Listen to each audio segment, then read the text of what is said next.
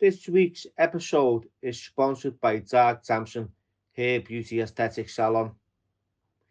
30 years in the hairdressing industry. You'll find all their information within the description. Please give them a follow. Thank you.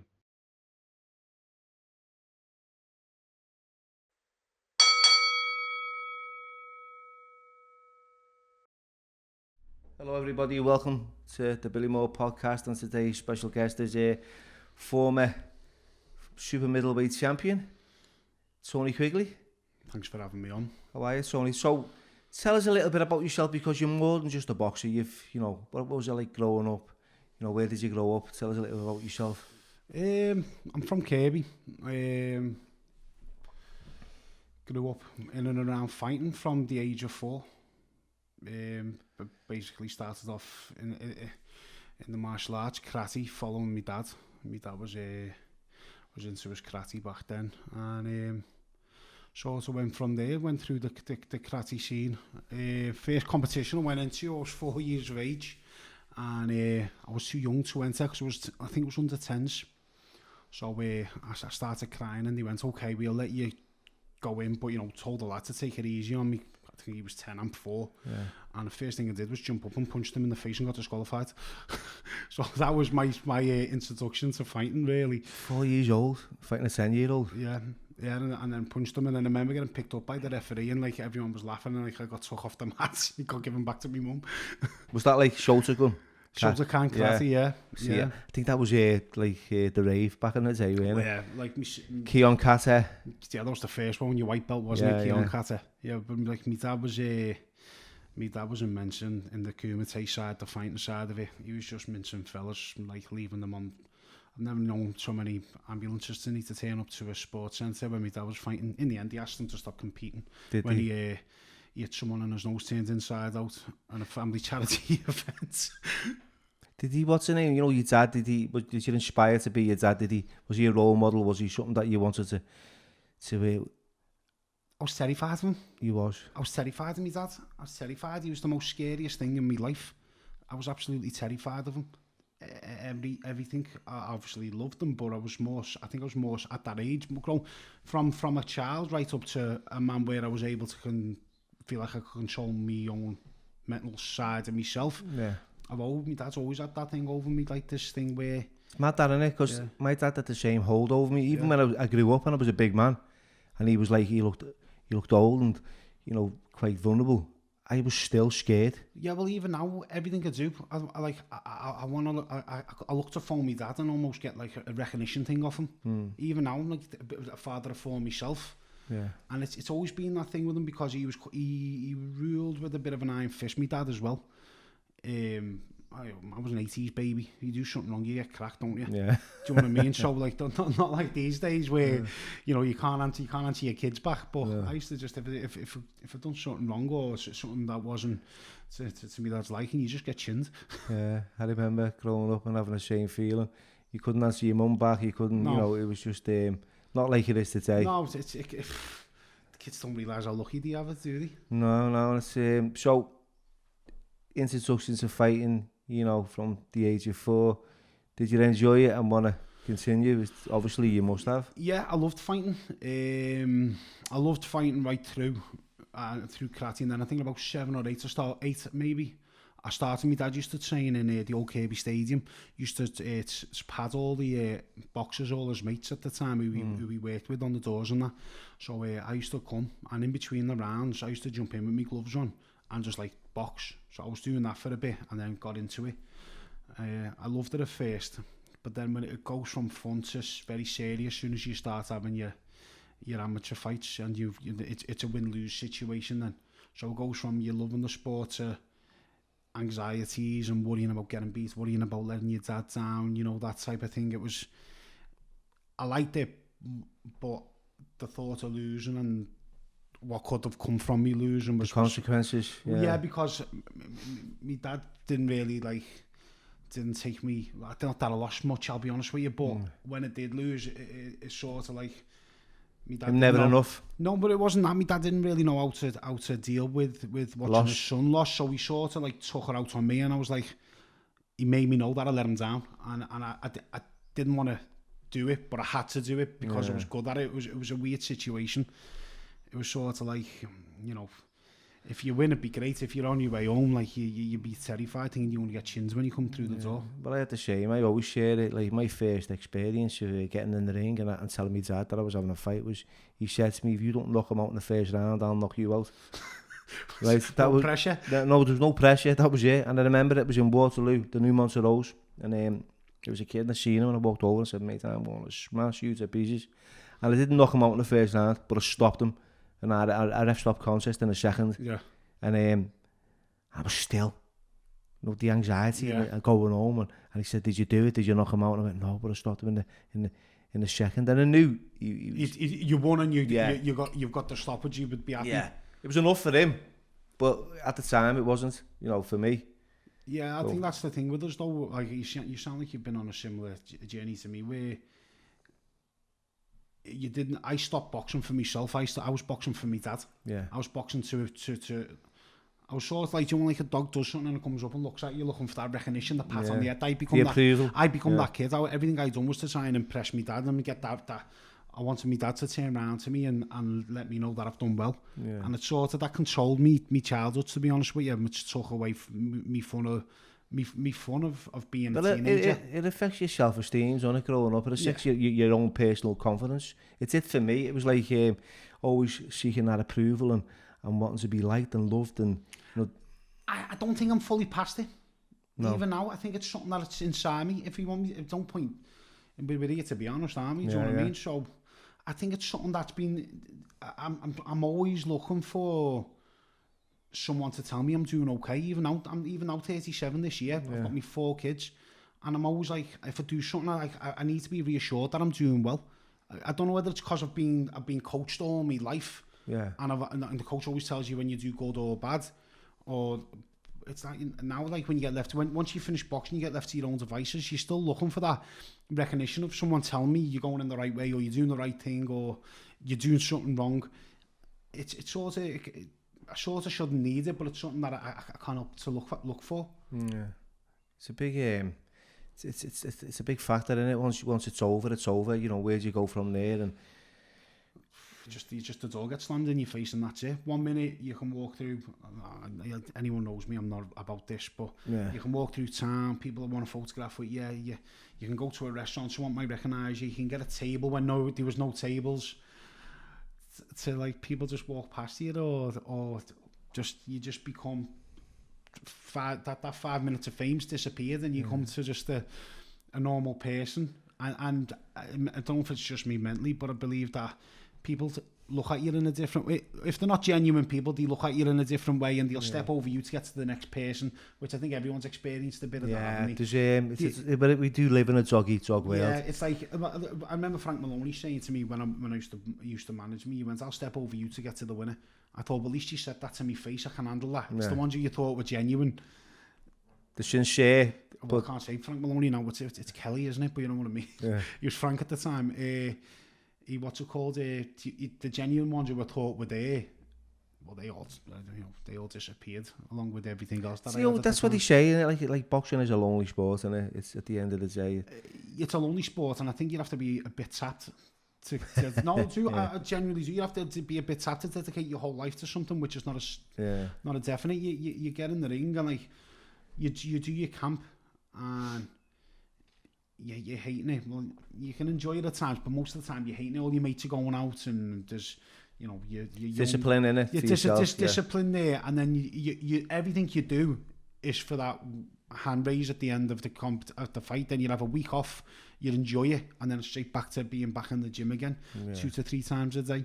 Was the money good? Not as good as it was now. No, it's. I started off on a decent contract with Frank Warren. It was like me, Paul Smith, Derry Matthews. I think we all had similar contracts at the time. And then I sort of, it wasn't happening with Frank Warren. And to be honest with you, it was my own fault as well, because this is when my private life started coming into it, and I started becoming a man. And then there's probably every male who's had a talent, whether it's football or boxing, most of the time dickheads get turned by nightlife and women, don't they? Yeah, and that yeah. was sort of my thing at the time I started. Temptation. Yeah, well, I got on the doors at a very young age, and I had women offering them, you know, it is what it is, right? Women there, and I sort of like, I've been from like almost so romance. It's like romance and finance get in the way, don't they? Well, exactly. I was like, it was just like gym. Then next minute I'm on the doors 3 or 4 nights a week, and I'm seeing things that like I didn't know existed. You know, things are happening in front of my eyes, which like from a young lad's point of view, I probably should never have seen and done and been around after things I've been around at that age. And I do think that affected me growing up into being more of a mature man. Because you start struggling trusting people and everything then, because you're seeing how people act in certain ways and certain... Yeah, do you know what? That is a big one for me, you know, like the loyalties and trust issues. You know, and I've always been like a lone, fucking solitude kind of person who's travelled through life just doing his own thing. You know, because I've had relationships which have turned sour, you know, friendships that have never been real. So yeah, I get the mistrust in that. It's just something that I try and change myself, because you've got to trust people. But I think when you've been a professional boxer, you've got everyone phoning your phone to no one phoning your phone. It's mad, that, isn't it? And then you've got...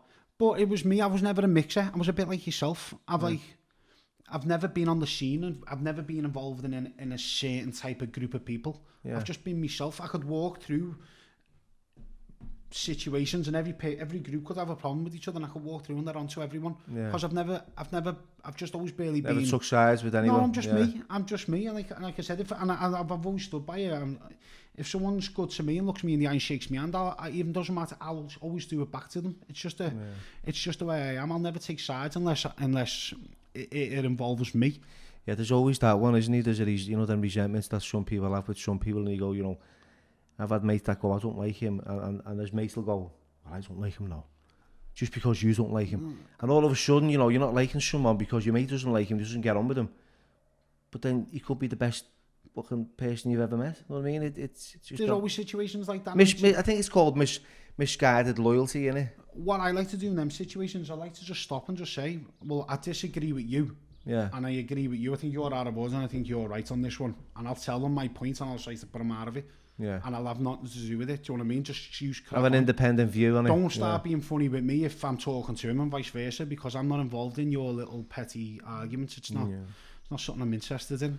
So growing up, like the boxers that come out of Kirby, Paul Loco, you were around, was he around you back there? Yeah, Paul lived on the same estate as me mum and dad. Conti? Yeah, John Conti was a bit older. I've most of the time I've seen him, it was at awards, like the Knowsley Awards, or you know, after dinner speeches and stuff like that. But another great fighter. I mean, Loco was like I was growing up, and I was an 80s kid in the ring boxing, you know, 88, 86, going forward. You had the likes of Leon Spinks and, you know, Mike Tyson and Bone Crusher. Everyone was, you know, that was boxing back in the day. The Bertozzi and Leonard, you know, that Marvin Hagler, Haynes. That was an era that you can't, you know, you'd never get back compared to what's going on today. It's like, you know, for example, recently, you know, the likes of like Mayweather and this YouTuber, it's just absolutely ridiculous that, you know, they can... I don't know what do you know what? I've got two ways looking at this. I'm a boxing purist, and I think he had no right to fight Mayweather, because people dedicate their whole lives for that one fight with Mayweather to make them. But at the same time, he's went and made 20 million, and Mayweather's made 100 million. Exactly, it's all money, it's a no-brainer, really, at the end of the day. If someone turned around to you and said, right, Billy, 6 weeks' time you can fight Floyd Mayweather, you're not going to go, well, no, because I feel bad on the boxing purist. You're going to go, right, my family's sorted. I'm in the ring. I don't blame them. I don't like it, but I don't blame them either. Yeah, it is. You don't have to like it, but like you said, you can blame them. You can't go through life trying to please everyone, can you? No. And that's one thing I've learned as I've got older. It's impossible to please everyone across the board. If you're pleasing one person, it's not going to please the other person. And that's just something, you just got to concentrate on yourself and your family. So what was your boxing career like? Tell us a little bit about that. I had quite a successful boxing career. You know, boxed for England. Well, yeah, I started boxing at 11. My first official boxing fight at 11, and I think I won 3 national titles, got to something like 6 or 7 finals, boxed for England 30, 40 times, won loads of international golds, won the Junior Olympics, Brandenburg Cup. I was the only boxer to win the Brandenburg Cup, won multi-nations in Italy. And I had quite... As an amateur? As an amateur, yeah. I got onto the Olympic squad. I was getting paid by the lottery funding. So I had a good amateur career, and I got to the stage. I think the last season as a pro, I had 24 fights, won 24, won 2 national titles, I won 3 international golds, something like that. And I think I stopped more than half of them, or knocked more than half of them out on boxing for England. I was quite... That was me being at my best. I've never been at my best as a professional boxer. Yeah. I went downhill. It was just my own fault, really. Did you ever fight any of the Cubans? No, never. I sparred a Cuban, but I never fought a Cuban. And they were known, like, weren't they? Well, at the time, now England's caught right up. Like we are no less than like Cuba, Ukraine. Like Russia. They never produced any professionals, did they, Cuba? I don't think they were allowed to. No. I don't think they were allowed to. I don't think it was... That's why everyone was so good as an amateur. Well, yeah, I got told stories that, like, someone would go, for instance, like, they were all on camping, just going for a glass of water, and there'd be a speedboat taking them straight over to Miami, they'd turn pro. That's how they had to work. I don't think they were allowed to be a professional fighter in that... at that time. Don't even know now about it, to be honest with you. It's a bit of an odd one, like, isn't it? But he did perform well in the Olympics all the time, didn't he? They always do. I've met the 2 main ones, the 2 big super heavyweights. Who were they? Was Savon, was it? Felix Savon was one of them. And the other one, I met them in Cuba. I was boxing in the Worlds in Cuba, and I remember seeing them thinking, wow, I watched them like win Olympic medals. Yeah. And like they had an aura about them.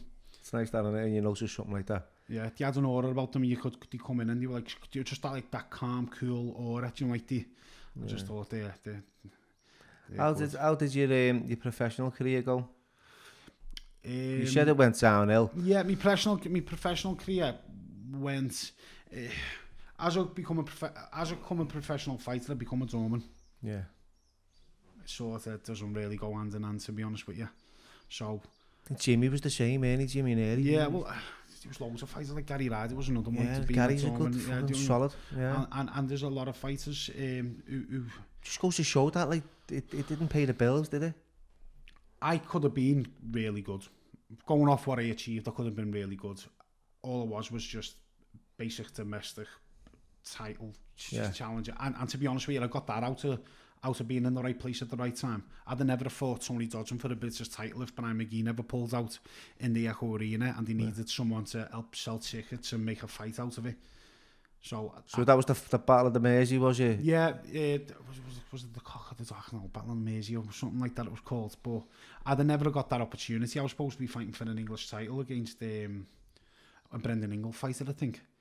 And I got a phone call. I was in my mate's sweet shop, helping him serve. It wasn't working. I was just, you just go in and just be a pest. Yeah. And I remember getting a phone call saying, "Do you want to fight for the British title?" I was like, "Of course I did." Never went past 6 rounds before, and I was a good. In all honesty, if I had my career again, I probably would fight for the title again, because you can never say no. But I wasn't ready to be a British champion at the time. I was still learning my trade very much, and I wasn't really dedicated to what I was doing either. What was that fight with Tony Dodson? Because I've had Tony on before, and Tony's he's had a great career as well, hasn't he? It depends if you ask Tony Dodson or you ask me, doesn't it? I'll ask you then. Well, I stopped him, didn't I? So it doesn't matter what he says. No, only person. No, I thought, do you know what? I come out and but leading up to this fight was dead bizarre, because he's such a nice lad. Yeah. Like, leading up to the fight, Dave Caldwell come into us and went, "Listen, it was in Carragher's bar." He went, "You're going to have to start arguing, or doing something, because you're being too nice." And me and him were in front of each other in the street going, "Well, you can say it first." And I went, "Well, I'm not calling you because I like you. You can call me first." Yeah. So there was nothing of it, and then he said something like, he's a good kid. And out of him saying he's a good kid, which is just the way we talk, won't you just call me a boy? And we started having an argument from that, and that's it. Just create a bit of drama. But then even on the way, and I was like, at the day before the fight, we were on the phone, and I was saying, I'm like, just like, people don't know this, but like, "Oh, you're all right?" And he's giving me advice, And he's just a dead nice lad. He's like, just enjoy it, blah, blah, blah, blah. And obviously he's very confident. He was training with David Day. He was in great shape. Yeah. I was just an up-and-come fighter who wasn't really, at the time, I wasn't really dedicated. I just got offered an opportunity. And at first and second round, I ate him and I thought I had him gone. Lack of experience, went and punched myself out. Yeah. And then I said absorb a lot of Tony Dodson's punches for a few rounds, and then he punched himself out. And then I got my second win and I ended up stopping him. And the rest is history, simple as that, isn't it? Yeah. There's one thing that sticks into me fight, one of his crowd, I always say this, I'm fighting him. Two things, I get it with a shot, a left hook, I think I was on the ropes by where my corner is, my dad and that are down there, I get it and you just see people going, ooh, and because it didn't hit me, I just remember looking, thinking, but that didn't hit me, but my head spun, and the second one of his crowd went, he's only a fat quaver, and that hurt me feelings, like, I'm a fat quaver. Is this what you could hear in the crowd? Yeah, that's what I could hear, they were the two things that, like, he's only a fat quaver stuck in my head, and that's always made me laugh. Okay, well. Because sometimes you just don't hear nothing, do you? It's just noise, isn't it? Yeah, I struggled with concentration. But in the fight itself? In the fight, I was able to concentrate more with Dodson than I was with Paul. When I fought Paul, I was just Paul Smith is this? Yeah. When I fought Paul Smith, I was just struggling with concentration. I was pulling tongues at people, not because I was being that, but I heard them what they were shouting, and a lot of the people, it was hard with me and Paul more because Tony Dodson was older than me. He was gone, and by the time, but like when I was a schoolboy, Paul was like the boy coming through Liverpool at the time. So I was like going through the ranks, and I'd always be looking up, and I'd always be the likes of him and that above me. And even they fought, didn't they, Tony and Paul Smith? Yeah, they fought after me. After you, was it? Yeah, they fought after me. So what was the fight like with Paul Smith? How was that? Well, I didn't want to fight on the date I got given because I had to have an operation on my shoulder, and I wasn't ready to fight. I'm left-handed and I had my shoulder done, and I wasn't ready. Warren knew this. Warren phoned Tony Dodson.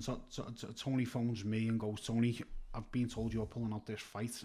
Let me know so I've got the best possible chance to get ready. I went, Tony, I'm not pulling out this fight. Yeah. Well, two reasons. One, I was getting paid great money, and two, young ego, I needed someone around me to go, no, I don't care about your ego, you're not ready to fight. If you look at me fight, me timing and distance and everything's out because I couldn't spar properly because of my shoulder. I had to train with my arm in a sling with a gel pack on it and not throw my main shot. So it wasn't the best. No, well, the fight was a bit of an anticlimax, to be honest with you. The build-up, like we were arguing with each other and it was a bit childish and, you know, and all that. But I think it's because we were so close growing up. Like him and my dad and his dad, like I was more around Stephen. So me and Stephen shared the room everywhere we went, boxing for England. We'd be on the train together all the weekends, you know, going to Crystal Palace. And if you went, like, my dad and Paul went over to Denmark to watch us fight, you know. So we were close. It's difficult, isn't it, when it's like Merseyside to Liverpool and you... Yeah, especially when you grew up with each other and like... And then you got to fight each other. And then what happened was I got brought into this, like, oh, Paul said this about you, Paul said that about you, and you know, because you're young and a bit fiery. Well, I'm what? Do you know, you start biting a little bit, don't you? I should have just went, I'm what? Yeah. Now it's easier to say because I've matured, but, at the time I was hot and fiery and... It's sensitive, aren't we, when we're at that kind of stage in our life? He was a DJ in nightclubs and I was a doorman in nightclubs, and like we were on the night scene, there was like similar people around each other, and it was, you know, for every time again I'd conduct myself in a different way, but you know, we sold out the Echo Arena and we made money out of it, do you know what I mean? And I've got me, you know, I've boxed in the Echo Arena for titles twice, which not many people can say they've done. No, so how many fights professionally did you have? I don't even know, I think I only had about 17, you know. 17? Yeah. Still a lot though, isn't it? Yeah, 17. But, some people are winning titles at that. I won my British title of 14 fights. Yeah. Which like not very many people do. When you look at my records, I was really, I just got given an opportunity, and sometimes you just go for it, don't you? And don't get me wrong, it gave me a good chance to have that, not really a one for fame, but give me that chance to feel what it was like, do you know what I mean? To get noticed and to be noticed, and for someone to ask you for a photograph or an autograph, or so did that feel nice, you know, when you were walking around Kirby Town Centre and like or Liverpool or wherever you was? You know what, did you feel like a bit of an imposter? I felt a bit. I struggled with it. more Yeah, than yeah, I was yeah. struggled with it. I wasn't good at being. The affirmation. I felt like I felt the more that people getting to know me, the more I had to portray myself as being normal. Yeah. Because I didn't want to think I was up my own backside because of it. I was so self-conscious in what people were thinking of me. Yeah. So if someone was like bigging me up, I'd be trying to like pull myself away from it. Cringe. Yeah, I was like, yeah. and like I sort of, people saying to me, you know, you need to put yourself with these and put yourself with them and get yourself on Sky, and I just wasn't interested in that. I'd go home and play on my Xbox with my brother. That's it. And like I remember him when I won the British title. I come into my after party and it was chocolate. Everyone was partying. Everyone was like, "Oh me," and I just went to wave to everyone. Went home, went to bed. Give me dad the belt. I just went to bed. And just kept it simple. I got to around, I think, 36 with Tony in my sleep. I was just throwing punches like through my sleep. That was to be mad. But yeah. So what happened with your career? When did that kind of end? My career was do you know what was happening? I wasn't getting fights. I would do a few and far between, and I was fighting. What I started doing was I started fighting a lot in town. I started fighting a lot in the street. And broke, like if I can see my hands, I can't stick my fingers or nothing. So my hands were always broken. I needed operations on them and stuff. So my hands were always broken. But I'd take a fight with a broken hand. I've took a fight with a broken nose, broken hands, a broken ankle. And I fought from cruiserweight against a big fella from London in the MEN, and took the fight on short notice, bad hands. And I remember I was fat, like 14'4". For a boxer, I was fat. And I remember I stopped him in the first round. I think hit him with an overhand right, and I was arguing with me dad, going to me dad, do us a favour. I was going to me dad, pass me my top. My dad's going, I don't know where it is. You want to get me top? You shouldn't be fat then, should you? This is in the middle of the MEN. Like I just sort of like lost my way a little bit, and I'd fight anywhere, anytime, any condition. Yeah, so you started to become something like a journeyman. Well, no, because I was winning. You were winning. I was winning. I was just wasn't fulfilling my potential, and like the two people I got beat by, Tony Dodson. Sorry, that's a lie. You'd love that. Paul Schmidt. Paul Schmidt on a split decision, which could have went either way. And to be fair, I wasn't ready to fight. And the other one was Nathan Cleverly. I got beat by Nathan in the MEN as well. So, you know, they were two people who got a win over me. So the rest of them I won. And to be fair, I was in the fight with Nathan Cleverly. But again, I needed to be pulled out of that fight. This is the way that I had bad management. I should have got pulled out that fight. I had a personal problem that happened the day before, and I should have been pulled because I was emotional. And my head wasn't on the job, and to the point where I turned up and I had to go into a sauna, dry all clothes off in like a leather jacket, and everything was destroyed, dehydrated. And I got in, and I was. So who were the top ones in your weight category back in your day? I think Carl Froch. Carl, yeah, I watched Carl Froch, Brian McGee, Robin Reed. For Robin from Runcorn? Yeah, I sparred Robin for Jeff Lacey. I went down and sparred him. Went down to Manchester and sparred him. I got sparring with him, done really well. What about who's Joe Calzaghe? I sparred Joe Calzaghe as well. I sparred Joe Calzaghe for when he fought. It wasn't Jeff Lacey. Who did he fight? He fought someone. I had a good week's worth of sparring with him. Got gained confidence from that. Yeah. But he was one fit man. Fit? Oh, just one fit man. He just doesn't stop throwing punches. That's why he was good at what he was doing. Yeah, just he was doing Welsh Hills. Yeah. Welsh Hills, I remember just like coming down and like you just. I never went past 6 rounds, so I'm 6 rounds. I'm blowing out my backside because I've got the peer pressure of Joe Calzaghe in front of me. Yeah. But I was holding my own. Like the first day, he never had an egg guard. On the second day, he wore an egg guard. I gained his respect. And we got better and closer as the spars went on. But he was just class, wasn't he? Yeah. And he was heavy-handed. People say he slapped. What he done is he blinded you with speed and then hit you at the end hard. Did he? He was very, very clever. It was weird though as well. He was like, he wouldn't talk to you before the fight. So you're like, well, why aren't you talking to me? You were felt a bit odd. Yeah, like you were sound yesterday, and then after the fight he'd be sound again. Yeah. And then like he'd get himself into like he was a true professional, wasn't he? Yeah, he focused, didn't he? Yeah. That's it. Yeah, I've seen like people who are like that where they're in the grip of what's going on, and then they're okay after it. It's the, like the release as well, isn't it? Yeah. So what was the decision to kind of like finish boxing and move forward? I was fighting in I got put into prize fight. It was when Rocky Fielding won it. He took my place. Rocky. Yeah, so I was fighting in prize fighter, and at this moment in time I didn't know what was going on, but I was suffering with a bit of illness. When I was coughing, I was going blind a little bit. I had all I weren't telling people, because when you're a young lad you don't want to tell no one, but I had all green stuff, guns running out the base of my back, out of my coccyx, the hole. Yeah. And I didn't know what it was, but I didn't want to turn around to people and go, you know, you got to think about, like, I don't want people looking and telling me there's something wrong. Yeah, fear.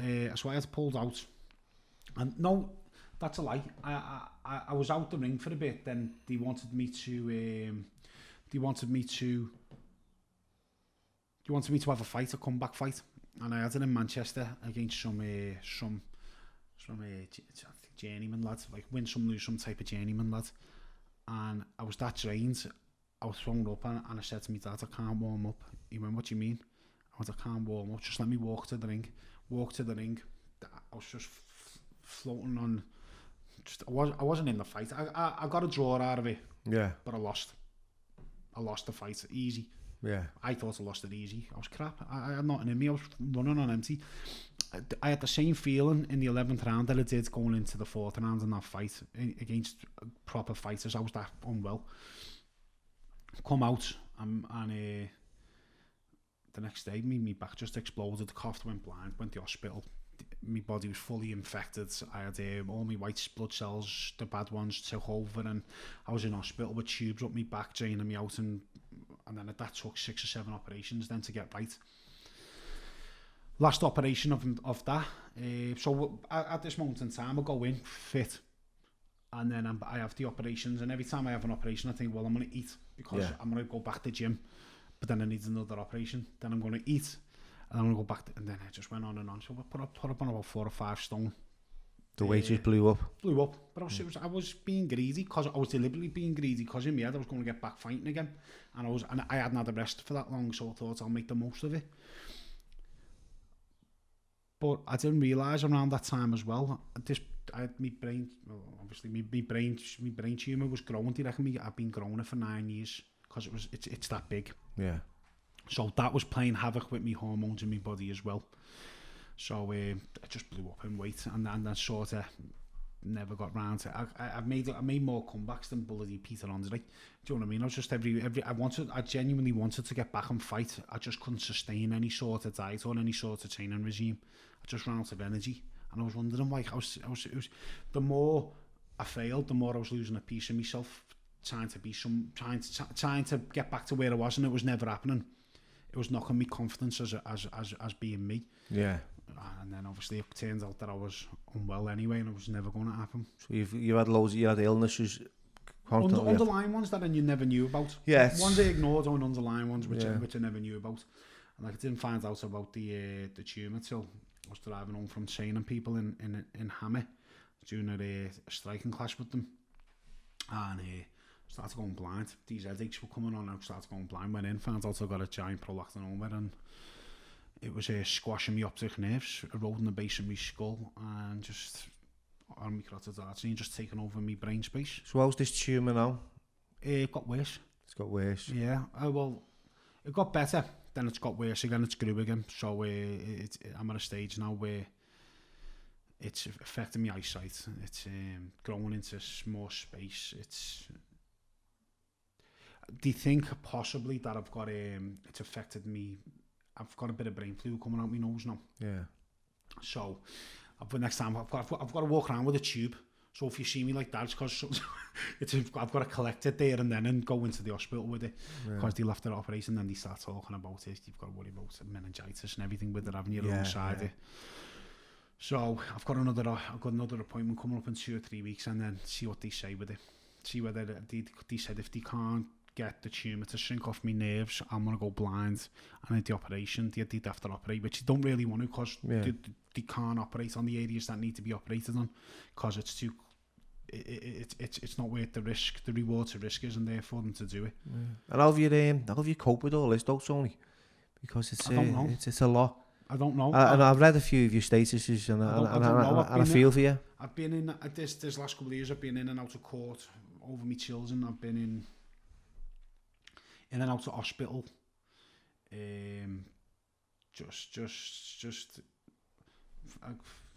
It's financial problems. But the thing is, like, what else can you do? I got to that phase a few years ago where I was depressed and I didn't want to be here and you know, I've done a couple of silly things, you know, and which happens, and it's. And I say silly things, but I genuinely at the time I just thought it was that was my last resort. I genuinely did, you know, like I'm lying in a field in a caravan with no roof on it, just lying looking at the rain hit me in the face, nowhere to go. No, people don't know that. I don't really, but. So it hasn't been easy at all, has it? No, it hasn't been easy, but I always try and run by the thing that there's always someone worse off than yourself. Yeah. You know, there's people dying, I'm still alive, and I'm not gonna die. Yeah. Hopefully, so that's the way I just say things. And I don't know about yourself, but when you've been battered with stuff that much, you become almost numb. Yeah. You become immune to negativity, don't you? Yeah. And you sort of absorb it, and then you get this ability just to push it away.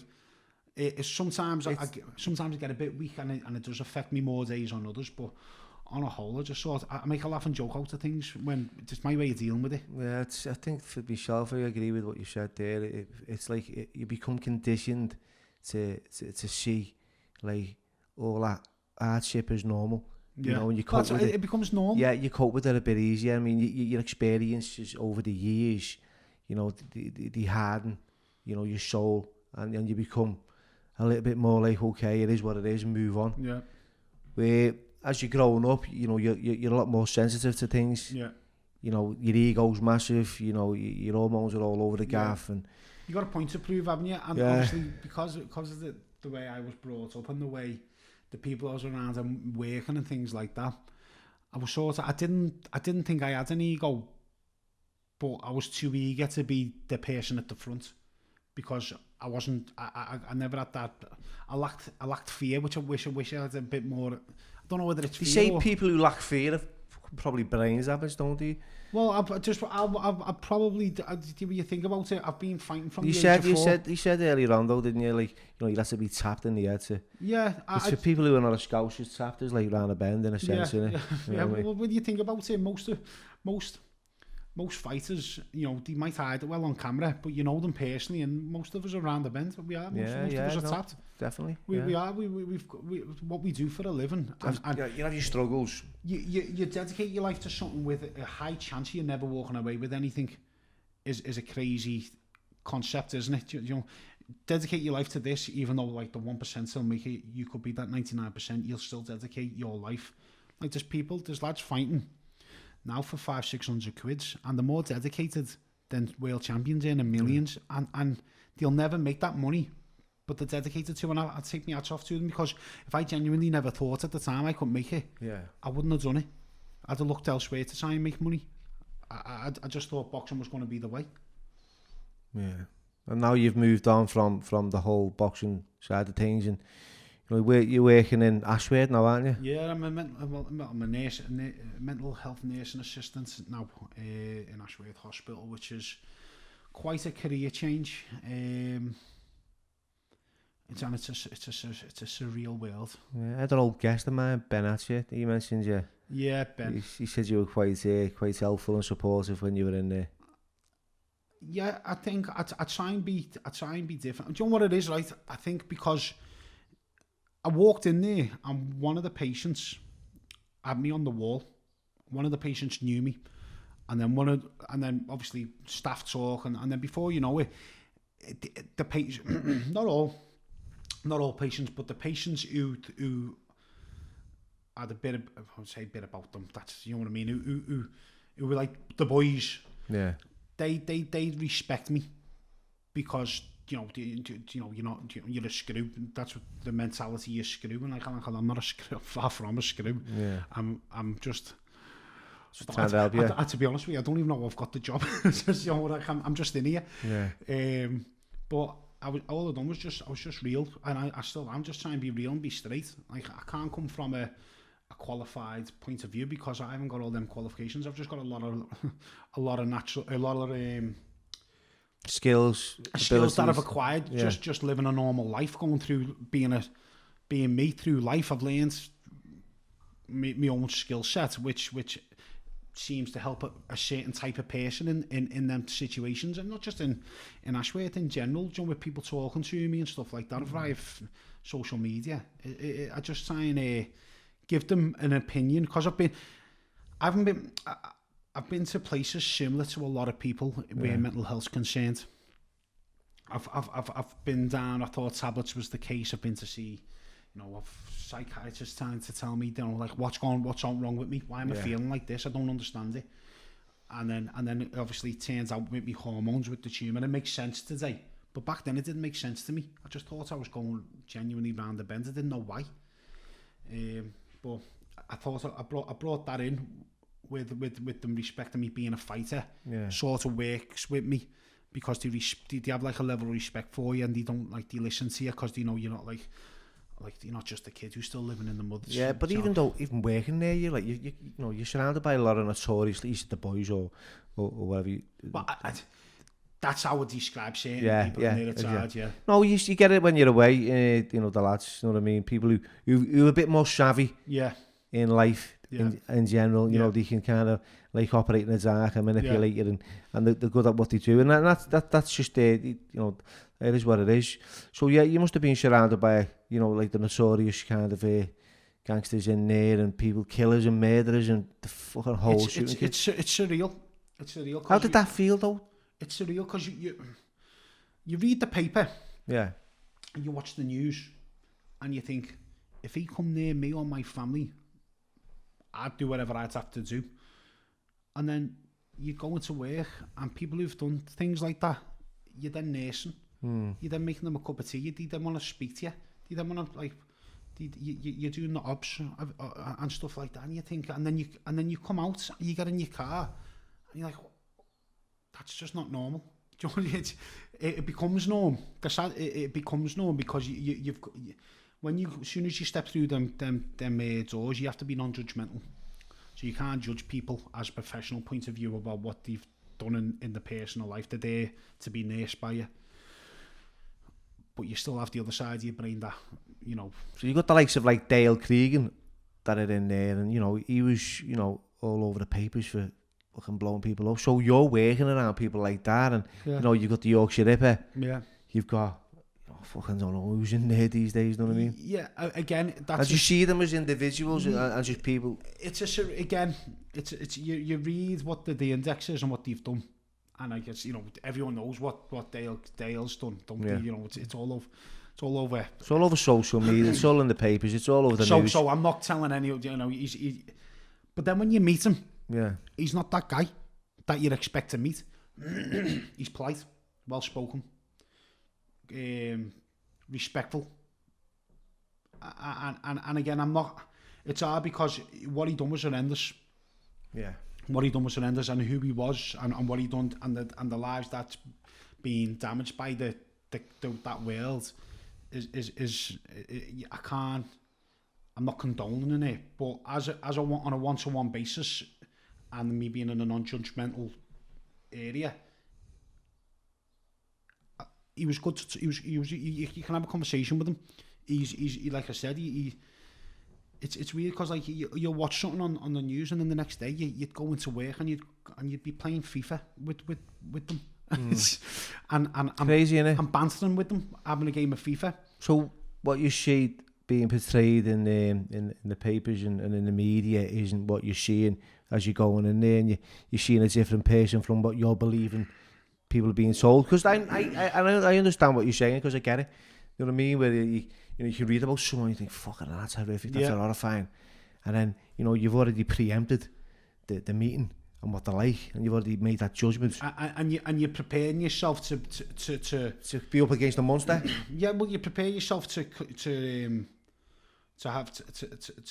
compose yourself, because you don't know what's going to come. How you react. But every day you go into work in a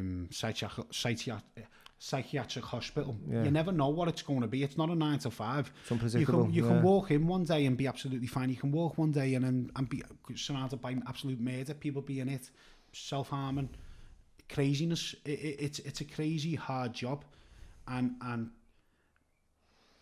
it's one of them. Like I said, going back to like Dale and people like Dale and Ben and that.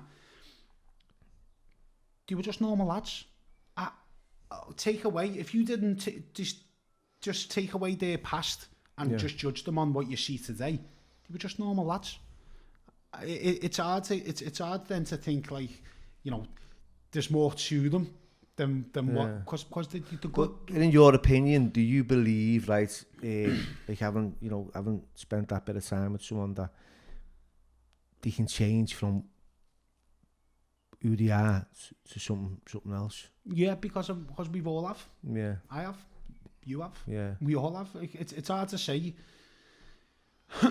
It's hard because a lot of people are in prison and in psychiatric hospitals. Yeah. But we all know people who've probably done just as bad or worse. Exactly. Yeah. And we shake their hands when we see them. Yeah. It's our life. It's the path we meet on along the way, being the type of people we are today, isn't it? Yeah.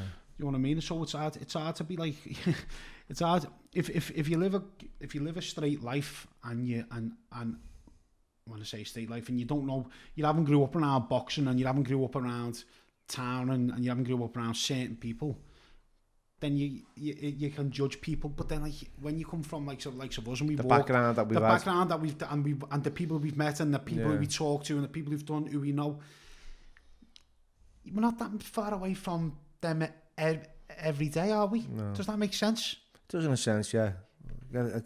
It's obviously to the point of like certain. It's just that making that decision, isn't it? They've made a decision where it's gone beyond, like.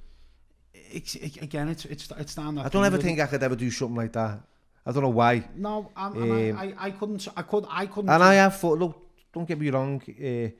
So, but I've had thoughts, you know, if people are my family, yeah, then it might be a bit of a different story. But that kind of stuff that I just can't like. I just can't like see myself ever doing something like that. I mean, like the likes of like you've got people from now, as a mature man, but take yourself back 20 years, 15 years. Yeah.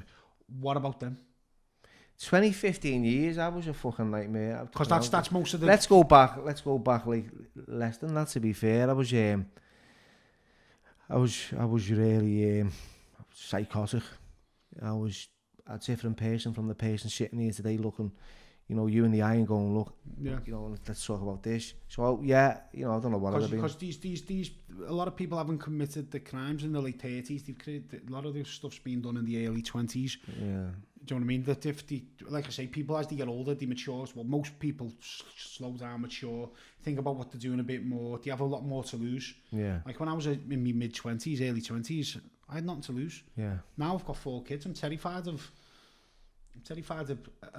being pulled and getting 3 points because I don't want to affect anything involving my children. It's your mentality completely changes, doesn't it? Yeah. With I think with your age and maturity. Yeah, definitely. It's for me. It's like there's that breath between the decisions that you make. You know, where you're not just acting on instinct and doing things, and then there's a consequence.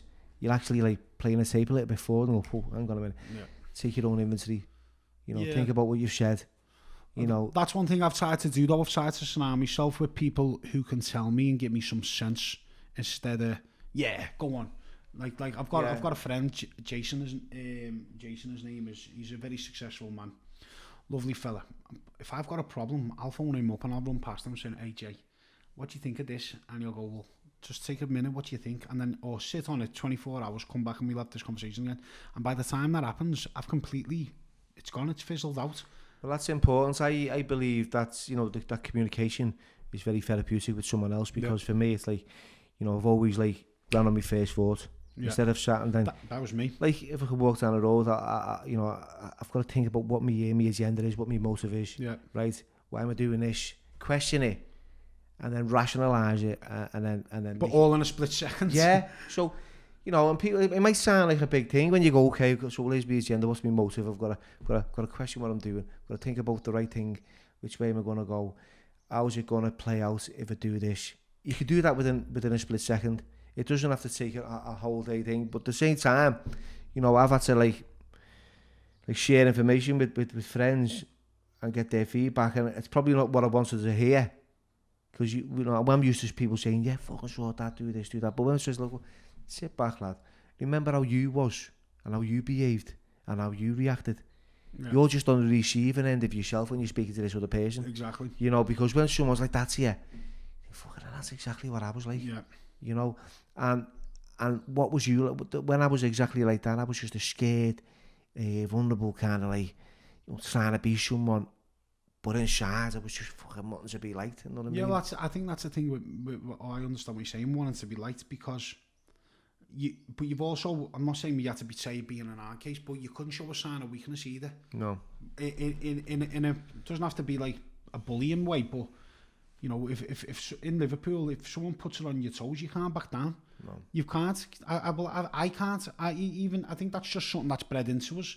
Even now, like, even if the hardest man in the world come to me and said, do you want me to fight? I'd say yeah. I'd say yeah. I would get me head punched in, but I'd still say yeah and have a go. I know. I think that's just our pride as well that gets involved. It's the male ego, isn't it? It is, and you know what, Tony, I agree with you. You know, I could walk through town and when I'm working, I'm doing things, and people like here and the bevied and they're getting a little bit boisterous with me, and you know, you're looking at it and you think, you know what, right, how do I respond to this? Because this is a response now. It's not a reaction. The reactions like... But your fast twitches like that in your hands. Yeah. You're ready. And but I'm thinking to myself, I've got to ask myself, what have I got to prove here?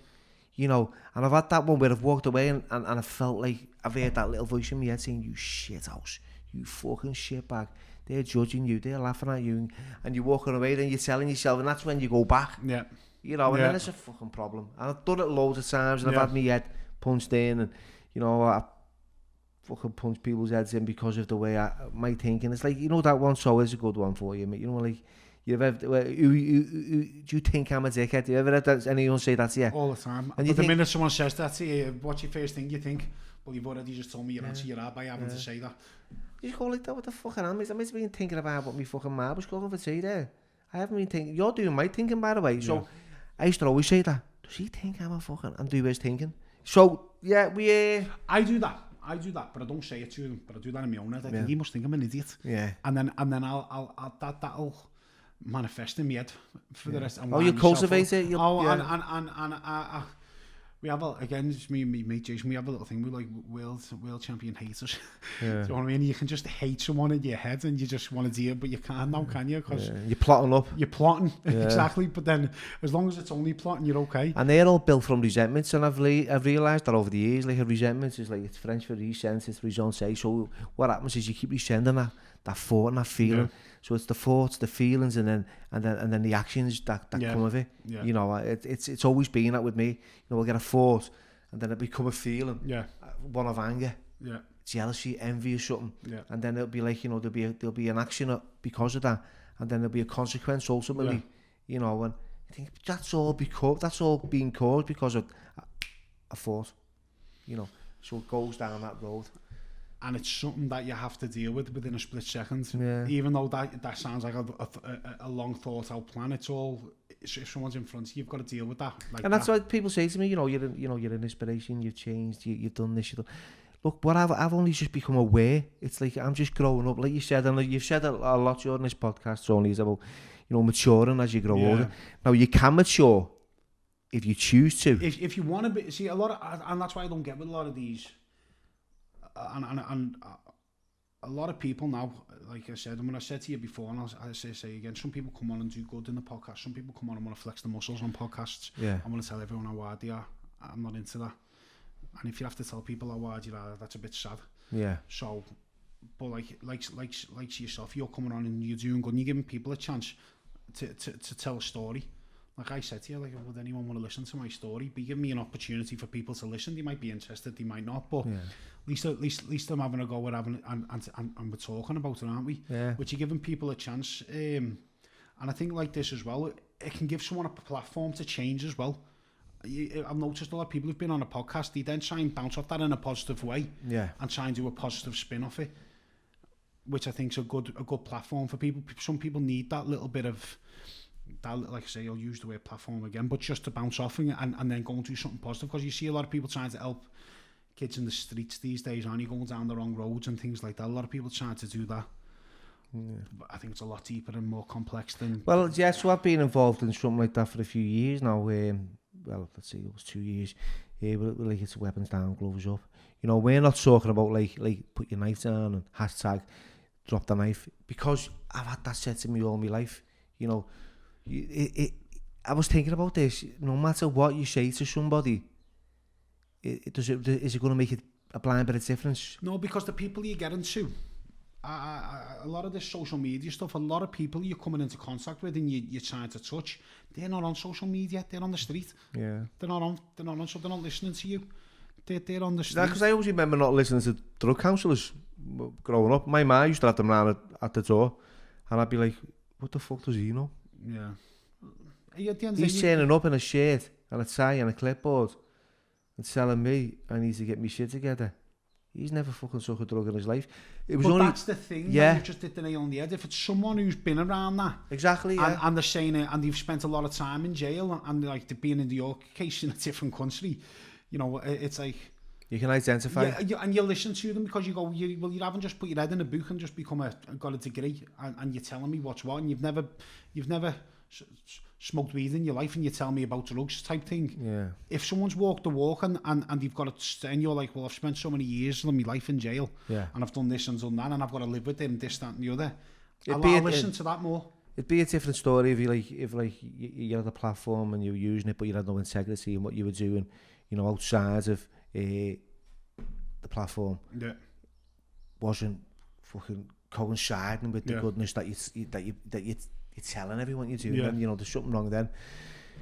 But yeah, I agree with what you said before. You know, you don't need to come on here and pretend, you know, you're hard or this, that, and the other. It's just about, like, you know, we're here to just like give a little bit back. This is a gamble for me. This is my first podcast. I deliberately stayed away from it because I don't know how I'm going to come across. I don't know what I say will offend anyone. Don't mean to, but you know, because obviously I've watched your podcast and I trust you. Yeah. I've done this one, but it's one of them, isn't it? If you're going to come on, just come on, tell your story, and if you can help people along the way, then that's a bonus, isn't it? So what would your bit of guidance be for someone who needs help along the way? What would you share to them?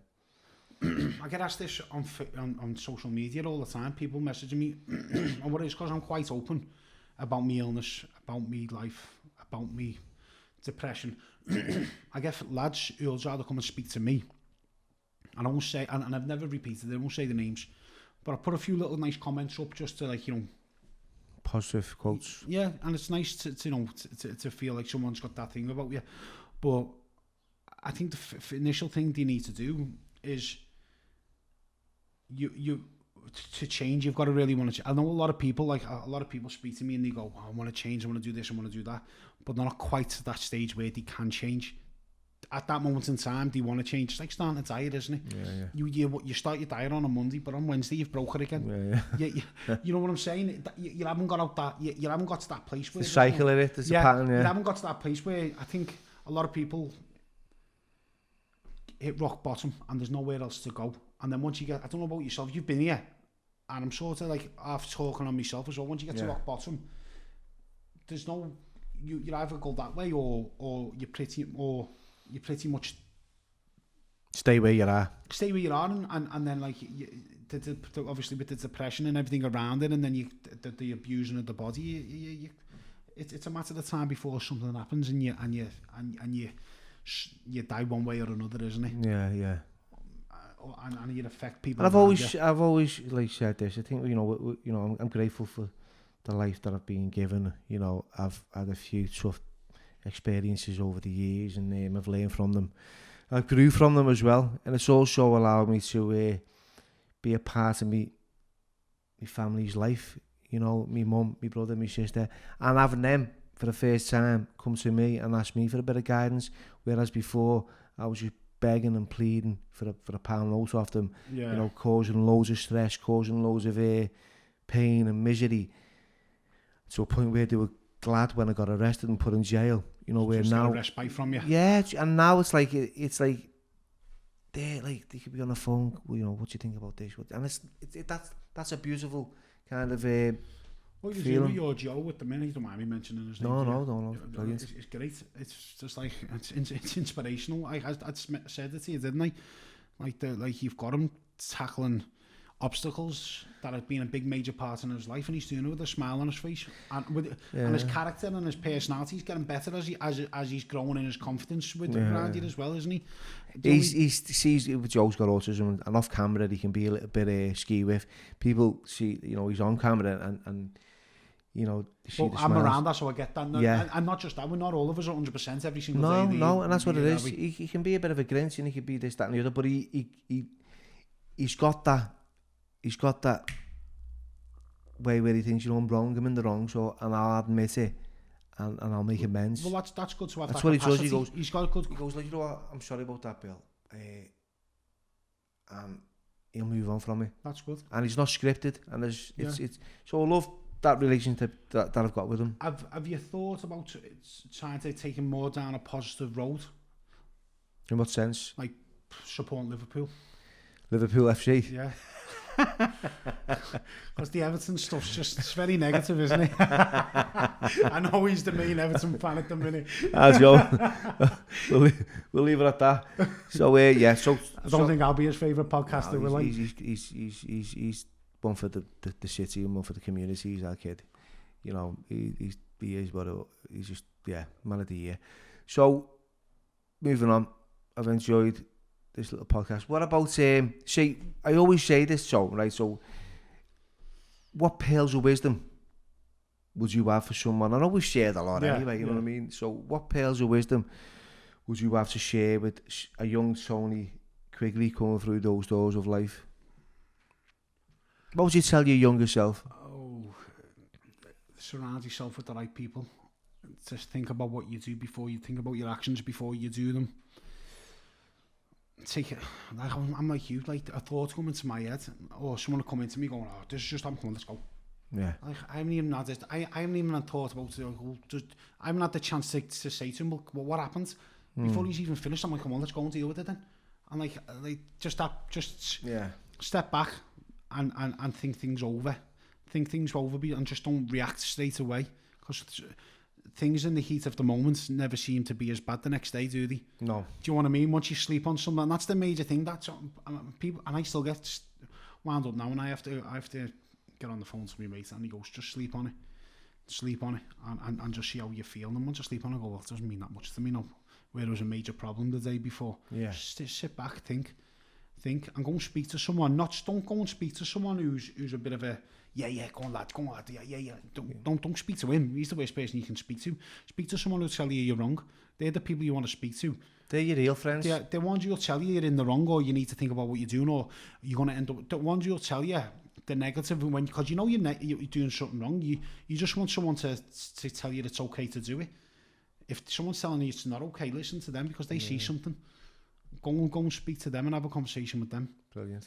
Or go and speak to someone like yourself via or myself via Messenger on a social media, and run it past someone with a bit of life experience. Yeah, and that's what I'll do. I'll put all your descriptions within the podcast, so if anyone wants to get in touch with you, Tony, via social media, Facebook, they can ask you a question, and you know you can get back to them on that.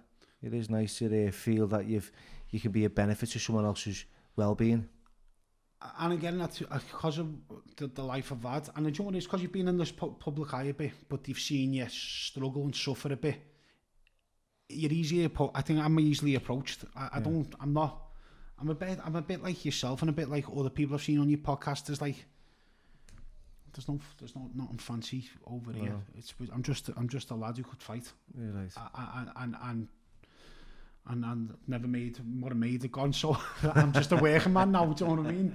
So we just who we are, aren't we? Yeah. And if we can help someone along the way, or give some advice, like I say, I have to go and seek advice off people wiser than me. I'm not wise at all, but I know a little bit. Do you know what I mean? Maybe in 10 years' time, I'll be in a better position and can guide people even more. But you're I'm 48 now, so you're like, what?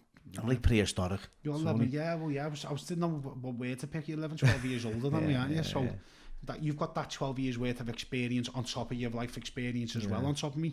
So you're always like, it's important to reach out. It's just how we use our experiences. Do we use it for a positive, or do we use it for a negative? Do we decide to help someone, or do we stay in our lane and just make sure we're okay? And there's too many people looking at, well, I understand people looking after themselves. That's what you've got to do first and foremost. There's no point helping everyone else when you need help yourself. And sometimes you can overhelp. But it is so. It's nice to be nice, and it's good to be kind. But if you can have a conversation with someone that can change their mentality, what's the harm in just giving someone 10 minutes of your time? Exactly. Yeah, I agree. Simple as that, isn't it? Yep. And with that, I'd like to say nice one, Tony, for coming along.